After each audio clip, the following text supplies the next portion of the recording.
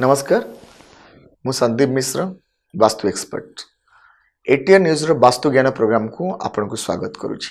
आज जानिबा दर्पण रखिबा कोठी बा मिरर रो स्थान क्यों जगह रे निहाती रखिबा दरकार आ क्यों जगह रे न रखिबा निहाती भी दरकार से विषय रे जानिबा पूर्वरु एटीआर न्यूज रो फेसबुक पेज एवं यूट्यूब चैनल को लाइक एवं सब्सक्राइब करंतु।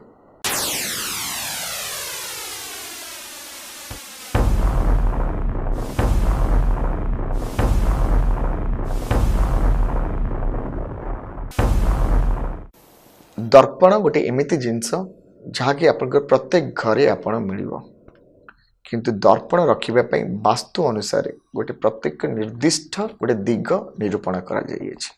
कारण दर्पण जेउ जगह रे लागि थाए सेही दिग को ऊर्जा शक्ति बा तार कॉस्मिक वाइब्रेशंस बेसी मात्रा रे मैक्सिमाइज करथाए जहाँ फल रे तार सुप्रभाव आपण बेनिफिट पाइबा आरंभ करथांती।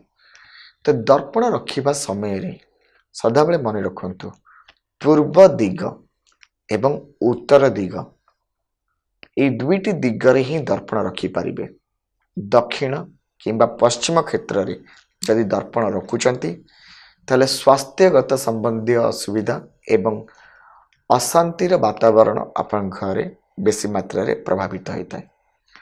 दर्पण सबु बेले खोला रखिबा उचित भी नुह। जतबले आपण बेडरूम रे दर्पण स्थापन करूछंती मन रखितांतु दर्पण को यथेष्ट समय घोड़ी के रखिबा पई चेष्टा करंतु।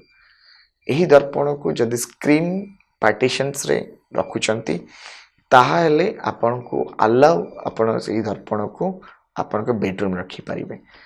वास्तु अनुसार दर्पण को केबे भी बेडरूम रे रखिबा उचित नो। एहा को मानिले आपणकर पर्सनल लेवल रे ग्रोथ एवं आपणकर मानसिक स्थिति रे आपण सुदृढ़ हवा को आरंभ करिवे एवं आपण निज पई निज प्रति एवं निज भविष्यत प्रति आपण बेसी यत्नमान हे पारे।